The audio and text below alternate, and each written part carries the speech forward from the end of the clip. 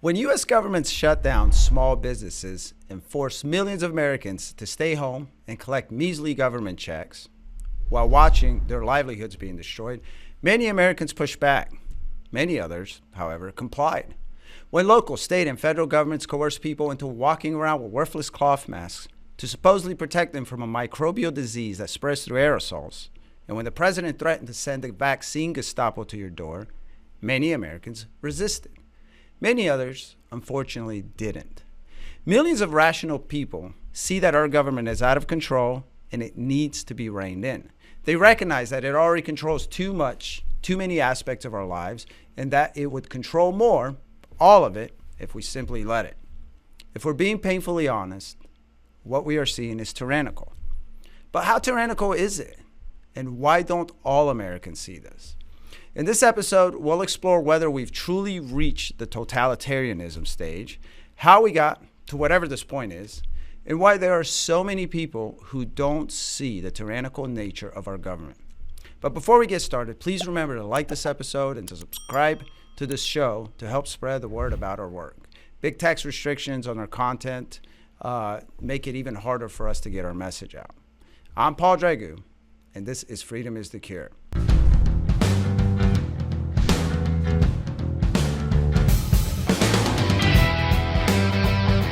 Today, I'm joined by Daniel Natal, host of the Daniel Natal Show on The New American.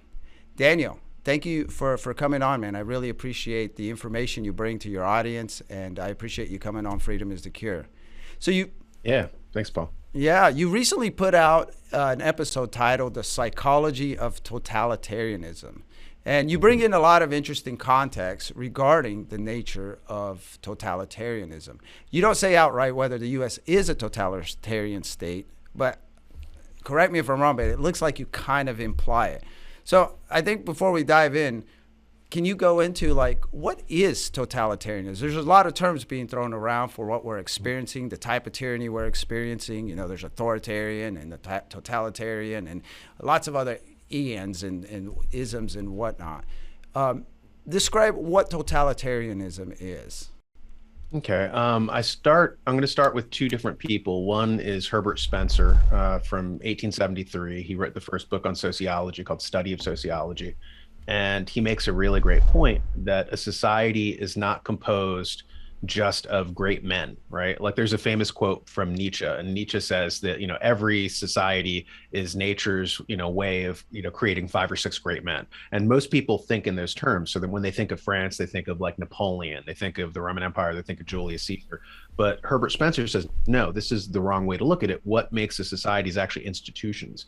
And so every society, the real way to look at it is systematically, what systems are in place, what habits are created in a society. For instance, in the US Constitution, we have the habits in our Constitution. It's an algorithm. Every 4 years we vote for a president. Every 6 years we vote for a senator. Every 2 years we vote for a congressman. Then there's cultural habits, which we call traditions. Every December 25th we have Christmas. Every 4th of July we have Independence Day. And so these are habits that are created. And so all societies, all institutions in a society have certain habits that they create. Government has its habits, religion has its habits, academia has its habits, media, culture, like all these different things are different institutions. And so Herbert Spencer makes a really good point that this is how an actual society runs if you think of it institutionally. And so there was a gentleman, a conservative philosopher in 1941 called Burnham. And so Burnham said in the Managerial Revolution, he said the difference between a dictatorship and a totalitarian state is in a dictatorship, the dictator only controls one institution, the government. In a totalitarian state, you have people who want to control all the institutions in an integrated system. So you have, for instance, right now you have BlackRock, and BlackRock wants to control the government. It wants to control the academic institutions. It wants to control the media. It wants to and through stock ownership, through like money, grants, all these things, they've amassed a massive amount of power that's I would say illegal. John Locke said, he said that tyranny is the projection of power without legal authority. So right now we have a soft totalitarianism forming where it's not actually legit, right? It's trying to make inroads. It's trying to take over our systems. Like, for instance, you have the left saying, I want a separation of church and state. And so that call is a separation for different institutions, right? So I would like a separation of government and academia, separation of academia from media, separation of media from, but instead they want this integrated system where there's nowhere you can escape to. You're just going to get woke culture through the whole bandwidth. And that's what's basically taking shape now. So you mentioned BlackRock, the massive asset manager, and I think I'm pretty sure I've done an episode on this before, and we've read and looked at it too. And the way that they impose, because they have so much stock and so much pull in every influential institution and company, and that's how they impose this wokeism, which I believe is not accepted by most people. In your video, you had mentioned what I thought was perhaps one of the most interesting aspects of that is that, I don't know from what book or where you got it from, Herbert Hoover, I'm guessing in the 20s when he was president, was approached by, I don't know, a representative or a group of representatives. Bernard Baruch. Huh? Bernard Baruch. About implementing, I guess, these 75 agencies to further control the economy. Obviously, looking back at this, can you explain that instance and let's look at the results of what Herbert Hoover ended up turning down and versus what we have now? Yeah, well, okay, so this is the first stirrings of a push from the corporate sector to impose a soft form of totalitarianism. And so Bernard Baruch was a financier. He's probably one of the most influential people of the 20th century, though nobody ever talks about him. He's never taught in school, but he did more to change our cultural and political and institutional habits than any single person. And one of the things that he did was what kids are taught is called the New Deal. At the time, it was called the Swope Plan. He had hired a guy named Gerard Swope from General Electric to put together this plan on how to integrate government and the economy for one institution to take over another institution. And so when he went to Herbert Hoover, he said, okay, we in corporate America created this plan where you're going to control the economy, and you're going to create 75 institutions. You're going to create a Department of Agriculture, Department of Labor, Department of Energy, 75 of these, right? All the alphabet soup agencies that aren't constitutional, right? You're going to create a whole massive new bureaucracy with the intent of controlling the economy. And Herbert Hoover's response to that was, this is what Mussolini was doing in fascist Italy. He was like, the Constitution gives me no authority to control the economy. I'm supposed to do the government. The government is not the economy. The government, like according to Aristotle, does three things. The government is supposed to do infrastructure, the government is supposed to have a military, and the government is supposed to establish a judiciary. It is not charged with being a hospital and doing healthcare. That's a hospital. It is not charged with running the economy. It is not charged with, for instance, with even doing education. None of these things are under the purview of what a government is supposed to do. And so Bernard Baruch, he came in and he was like, well, you know what? Maybe the government should do education. Maybe the government should control the media. Maybe the government should control, So what you see forming is totalitarianism. He wanted one institution to take over all the other institutions and, create an integrated network of institutions. And then, of course, corporate America would be the puppet master controlling the government. So it was really quite fascinating. And you can read more about this in Wall Street and FDR by Anthony Sutton is the name of the book that I got that from. Anthony Sutton, he did. We have the trilogy on sale here, and he did a great job of chronicling that from the 20s of Wall Street all the way up to, I think, Hitler, and how Wall Street funded Hitler. That's obviously, but that's what's happened now. It's amazing to see that in the 1920s we had a president. He's like, whoa.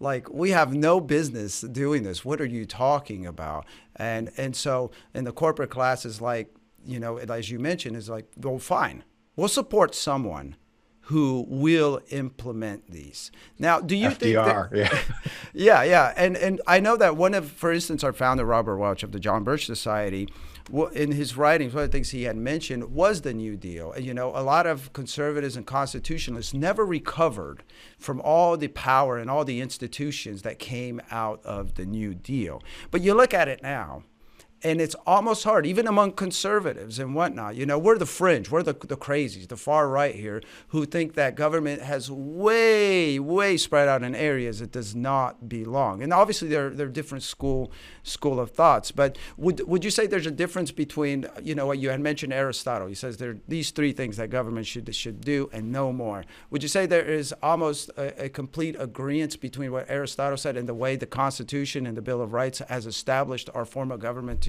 to be? Yeah, exactly. Because the founding fathers were classically trained. They went to school, and they basically, at that time period, they had 10 grades.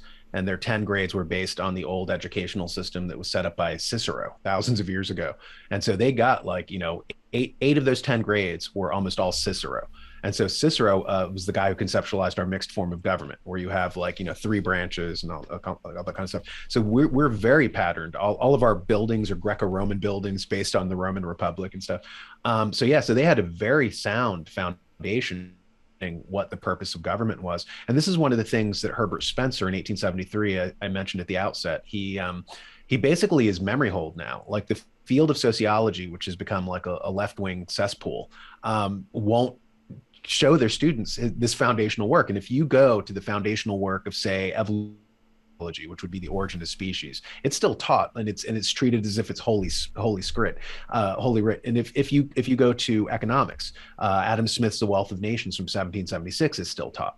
But when you go to sociology, they do not want you reading Herbert Spencer. Why? Because even though he was a man of the left at the time, he sounds like a modern conservative. He talks about the superstition of thinking that government legislation is the solution to everything, because he says that's just one institution. So you can't use one institution to carry out the functions of another institution, because it will do it wrong. It's like if the job calls for a hammer, using a screwdriver. Mm-hmm.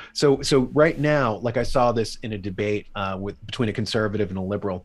And they were talking about the African-American, wealth disparities. And of course, every study that looks into this says that it's actually the absence of a father in the home, like family breakdown leads to all sorts of, pernicious social consequences.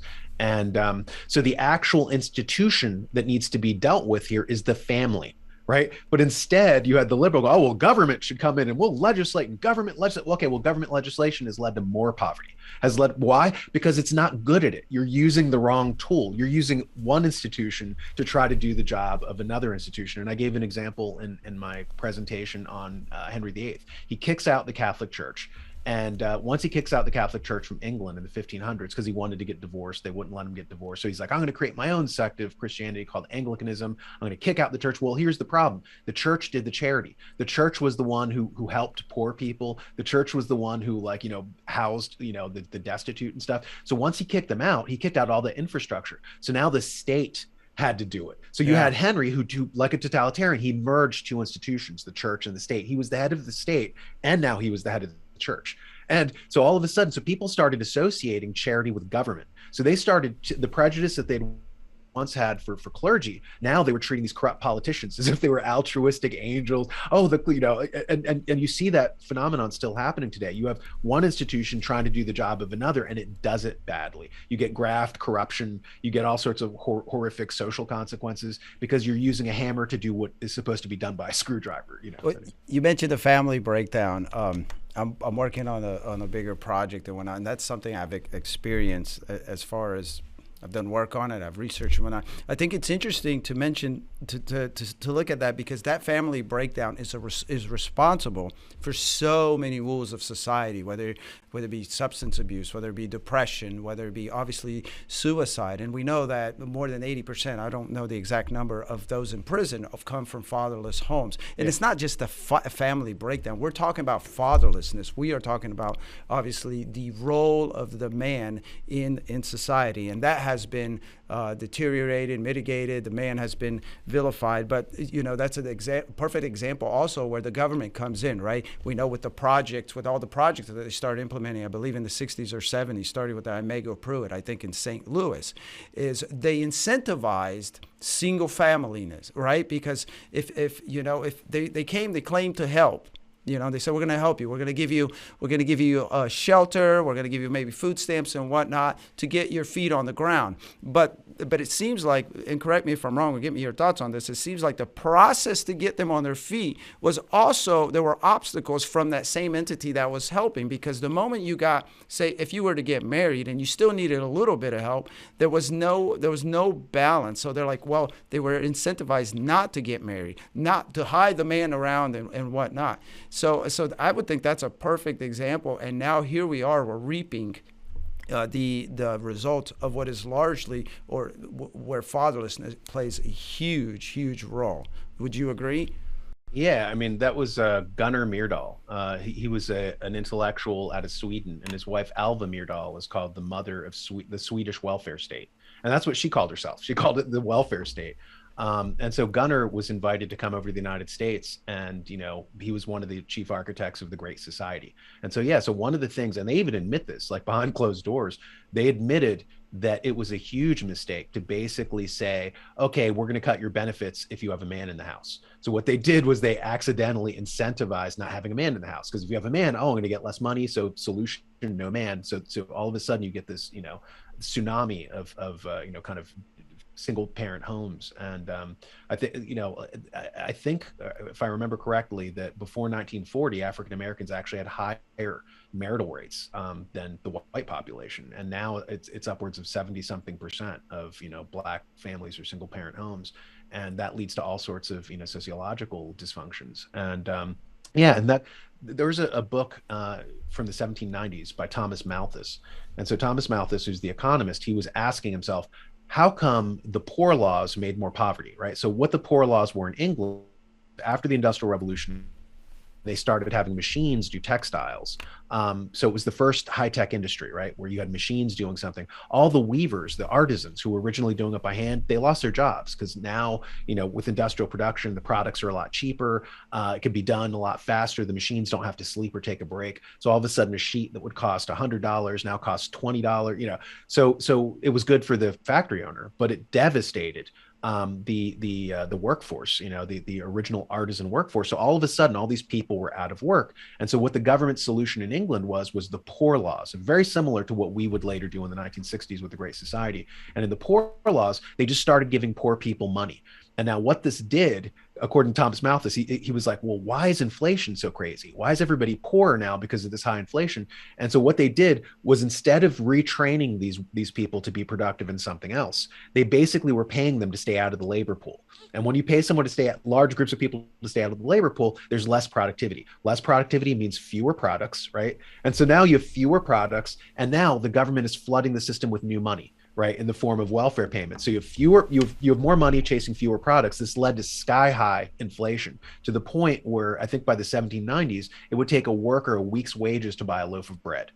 You know, so this was caused by the government. This was caused by the government's help, right? So they didn't actually alleviate poverty, and there was actually more poverty after the inflation that they caused, because they were basically doing, once again, the two different institutions were at play here. There's one institution called science and technology, which led to these, you know, revolutions that caused all this unemployment, and then another institution, the government. Right. So the government was basically having to deal with what this other institution had done. And the government, instead of doing the wise thing, the logical thing, they did the easy, cheap, oh, give money. Let's just print fiat currency. Let's flood the system with, you know, because it was cheap and easy and they felt virtuous. Oh, I'm giving money. And they didn't have the wisdom to see that this would lead to hyperinflation, and that this would lead to having tons of people out of the labor pool. I mean, so it is we need wise leaders, and all republics rely on wise leaders, people who actually have long-term thinking.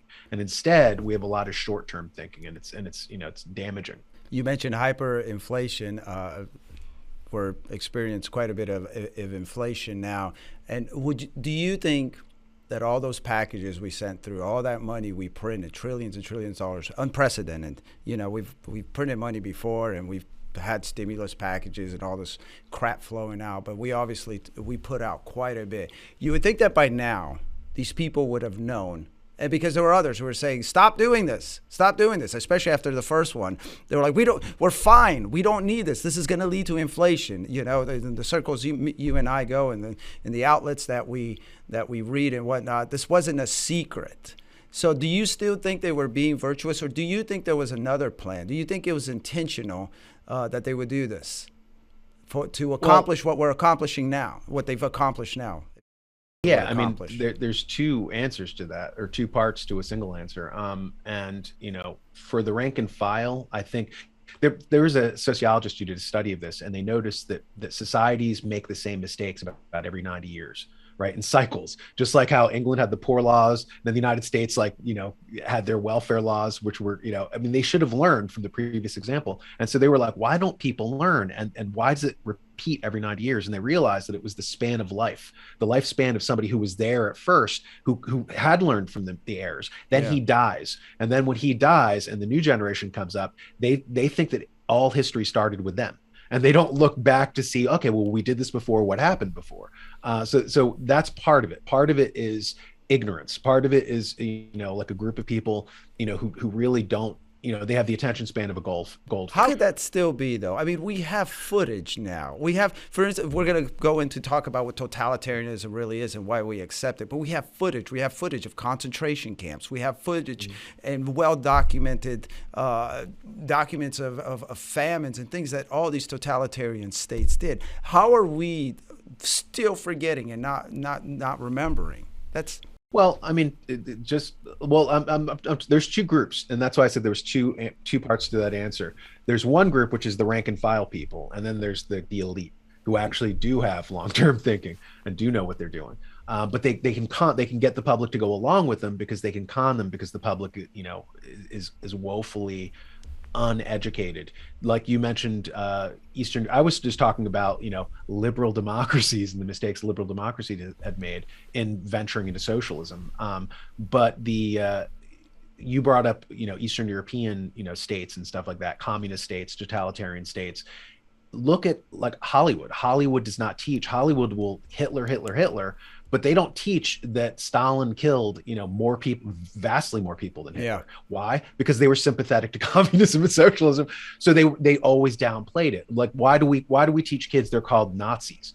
They're not called Nazis. They're called National Socialists. And to protect socialism, they hide. Oh, call them the nickname. Call them Nazi instead of their actual name, so that they can hide these things, because they very much want us to go into an integrated system. A lot of what's happening now, it was done previously in the Soviet Union.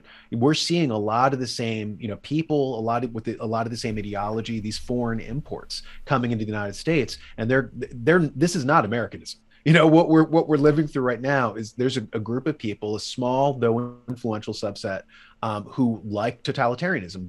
They believe, and to a certain extent, they're right. They believe that democracy as it exists is too messy and irresponsible. And the reality is, it is. Thomas Jefferson faced this. He was confronted by John Marshall, and he said, well, this system can't work unless you have an educated populace. And he says, and that's why it's our job to educate them up.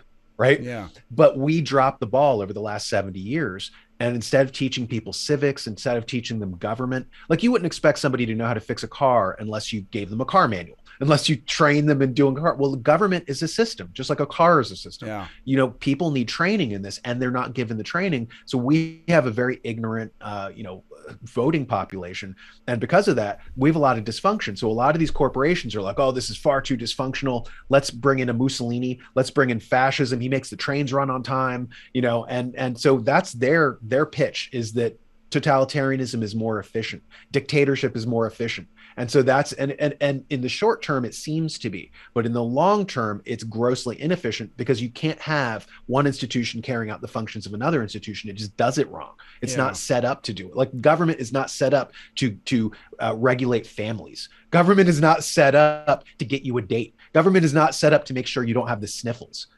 Those are not the end goal of government. That's not their purview. So you have, it's like asking a plumber to do your surgery. It's like asking a stripper to do your taxes. It doesn't work. It leads to dysfunction. So eventually all totalitarian states collapse, like the Soviet Union did. Well, we got here, and I don't know if you disagree, but I'm pretty sure you don't. We got here because government started, there was public education, right? And that has played a huge role in first of all, not teaching people what government really is responsible in, as in the Americanist context. And so it created this problem, and this happens over and over. It created a problem that now people want also that same entity who created the problem to fix it. It's absolutely insane. It's absolutely insane. I want to transition into, you include a snippet from an interview with Matthias Desmond, who has made a lot of headlines and hubbub with his book, which by the way is a bestseller already. I think it's, what's it called? The Psychology of Totalitarianism, or is that? Yeah. And yeah, and so he talks about, in this clip that you show, I found it very interesting, and I wanted to get your take on this. He talks about how the totalitarianism, you call it a soft totalitarianism, and I think people would have a hard time, and we still do, because on the one hand we claim America is there's still hope, and I believe that, and on the other hand I think we also agree there is a form of totalitarianism that has taken root.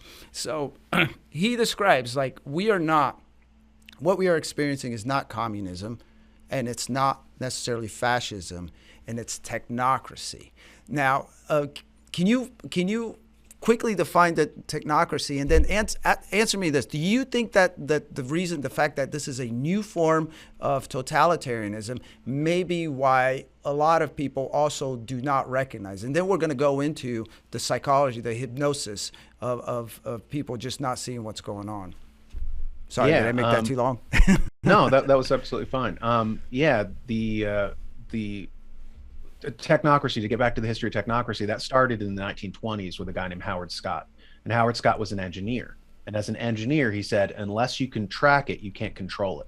So back in 1920, he envisioned, society being run along scientific lines. Now, this might sound very familiar to anybody who's seen tons of bodies in authoritarian states. Scientific lines, we're going to run society, and we're going to get rid of the unfit and all this kind of stuff. And so Howard Scott got a lot of traction, and a lot of heavyweight intellectuals were mixed up with technocracy in 1920. But at the time, they did not have the computing power to be able to track all the things that you would need to track to control a society, right? And so fascism jumped, cut in line, communism cut in line, but really the fascination, and all of these states, by the way, used elements of technocracy. They would control people, they would tattoo people, and be able to track them, and all these new systems.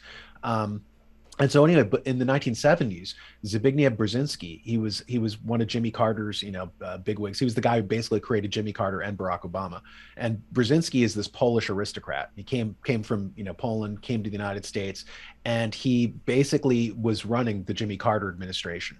And Brzezinski, when he was a professor at, I think it was Columbia, he discovered these old technocracy writings, these white papers from 1920. And he said, this is a great idea. Now we do have the computing power to be able to implement a lot of these solutions. So he created the Trilateral Commission.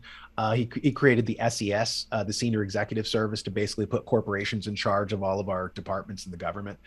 So basically, he was fundamental in instituting technology. One of the things of technocracy, by the way, was depegging money from supply and demand and pegging it to energy expenditure, right? Which became carbon credits. So the carbon credit thing is directly out of the technocracy movement. So since basically what happened was an institution outside of government called science and technology, like with the Industrial Revolution, they innovated, and we got the relational database, we got new computing capabilities, and now a lot of these things became possible. And so that's why you see it starting to emerge now, and in the form that it's starting to emerge now. And it's a corporate form of, although this does go back, there are elements of this in fascist Italy, which Bernard Baruch also did. Giovanni Gentile said that famously. He said fascism should more properly be called corporatism, because it is the merger of state and corporate power. So you have integrated institutions, like in a totalitarian state, corporate and state power merging. Two separate institutions, as they should be, with a firewall, and instead they're blurring into one institution, and that's the recipe for totalitarianism. Would you say which one would you say leans more on the other? I've seen, I guess, mixed results in that, because we know that, for instance, we've seen the press secretary for the White House say out loud that they've leaned and they've They've admonished social media companies to, of course, to quash to certain opinions and things like that. And on the other hand, you had earlier mentioned BlackRock, and we know that BlackRock and these companies, these corporate companies, they have great power in influencing legislators and lobbying for positions or whatnot. Would you say it's a little back and forth, or is it all, as Christian Gomez, he likes to say that basically fascism is just one last step before we get to full-blown communism, where the government does have full control and it's all one big blob? Well, but it's more dangerous than even that, because it's not the government having control. Because if the government had control, the people might be able to vote people out. What's more dangerous is BlackRock running the world, where you can't vote out Larry Fink, right? And so basically the United States, the Treasury made a huge error, tactical error. They basically, when 2008 came and we had this financial collapse and all these companies were going bankrupt and all these people were going to be out of jobs, the government, whether it was well-meaning or corruption or a mixture of both, they went to BlackRock and they said, hey, we're going to tap you. You're going to be the person who's going to go out and you're going to give bailouts to companies. So what BlackRock did was they said, hey, you're about to go out of business. I can give you this bailout, this golden ticket. I can give you all this free money from the Treasury. It'll save you, but there's strings attached. The strings are you're going to adopt ESG, which is their new kind of woke propaganda stuff. And that's why you saw all these companies all of a sudden switch from being capitalist companies where they would never offend their consumer base, their market base, to all of a sudden having transgender people shaving with Gillette, or all of a sudden having rainbow flags everywhere. They didn't want to do this. Like, for instance, one of these companies that went woke, Target, they were induced to have transgender bathrooms or unisex bathrooms. They lost $1 billion. So none of these CEOs want to do this because they're going to lose money, and if they lose money, the CEO gets fired. So the CEOs do not like this woke stuff, but they're being blackmailed into it by BlackRock. So they're very, very well phrased. But I just wanted really quickly to touch what you asked before about the psychology of totalitarianism, which Matthias Desmet talks about. John Stuart Mill covers this in Considerations on Representative Government in 1861. So quite a while before Mr. Desmet. He talks about how in a republic, the people have to be trained to be active, right? They have to vote. They have to do jury duty. They have to do things in their community. They have to participate, right? They also, if they see a mugging in a republic, the people are basically de facto deputies, and they'll stop a mugging. They'll stop a rape, right? They'll help the police, right? So because you have the public as part of the police force, in a sense, we don't need a large police state because the public is active. The public will police, their community and make sure evil doesn't go unchecked. Yeah, the public is moral, exactly. Like John Adams said, our Constitution was written for moral and religious people. It is wholly inadequate to the government. Any moral person would have courage and the decency to stop. Unlike that, what happened in Philadelphia was a couple of years ago. Exactly. They all sat on the subway and they watched somebody being raped. Yeah. Surrounded by 100 people, and they did nothing. And so John Stuart Mill said, in a despotism, in a dictatorship, that the people are trained not to be active but to be passive, to say, oh, that's the police's responsibility, I'll look the other way when evil is happening. And he gives an example that's really interesting. He said that an active person, if an active person sees something wrong with themselves, they'll change it, right? I'm fat, I smoke too much, whatever. He takes it upon himself to change. He said a passive person, when he sees something wrong with himself, blames someone else. So all of a sudden you see passivity training with the woke indoctrination. Oh, your life isn't going so well. Oh, it's the patriarchy that did this to you. Oh, your life isn't going so well. Oh, Whitey did this to you. They're being trained to be passive. They're being trained, and that's what he said. He said a republic requires an active population, whereas a despotism requires a passive population. And so all of this stuff is passivity training. Woke indoctrination is passivity training. Let's finish up with this. It's going back to this massive, this alleged massive hypnosis that has, I wouldn't say just America. We can see at least in all over the West. And of course, a great example of that was 2020 COVID mania, and then the subsequent months and years where they imposed this tyranny that I just can't imagine would have passed all over the world in 100 years. But meanwhile, now, I don't know what the numbers are. I still think the majority were against it, but we know that there were a lot of people, enough of them, and we've met them, we've all seen them, whatever, who didn't see what was going on. And of course, Desmond's theory, and it sounds like it's not just his, and it may be even common sense, says these people are just hypnotized They're just hypnotized. And then you go into, and you segue into what I find very interesting, and we all think about this, I think, as well, is that hypnosis may also be in part at least, a result of higher education. You're saying that there seems to be some correlation where the higher education that people have, the more likely they are to believe this crap, to go along with it, and this crap being tyranny. So are you saying that smart people are really not as smart? Well, there's a distinction between smart and going through an institution. And I did a clip of Noam Chomsky saying that. He said that higher education is not a selection mechanism for intelligence, it's a selection mechanism for conformity. And this is borne out. Mark Penn, who wrote a book called Microtrends Squared, he has a book called The Impressionable Elites, or a chapter in the book, The Impressionable Elites. And he's a left-wing Democrat. He ran Hillary Clinton's campaign back in 2008.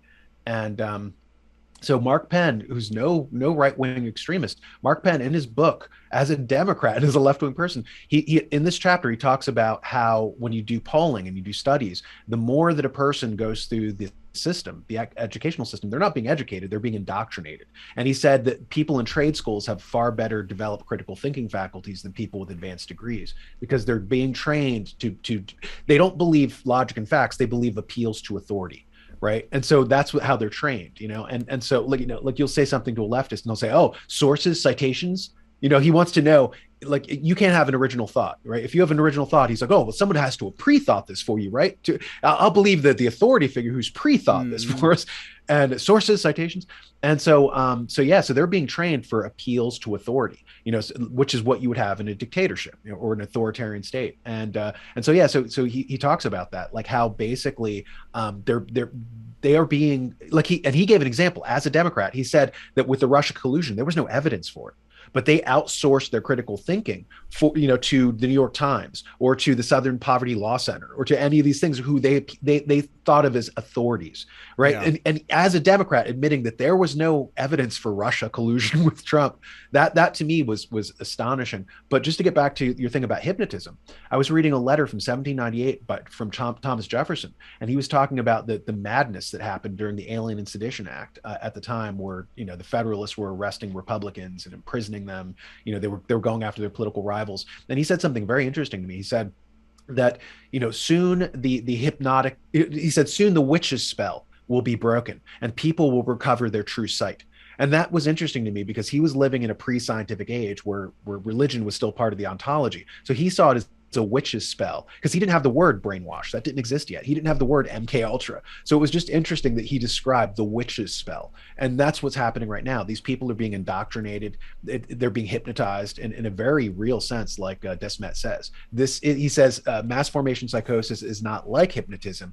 It is hypnotism. So I'll leave it there. Do you think that we are on our way of breaking this hypnotism? Of course, we see that more people are awakening. Us being an activist and education organization, we're seeing growth and lots of people coming as a result of what they call is like, oh, you guys were right, because we've been saying for a long time that these, we started out by talking about all these institutions that were the connections between all these institutions that should not be connected to the government and government. We kept saying, we've been saying for 63 years, stop, this shouldn't be happening. This is not government's place.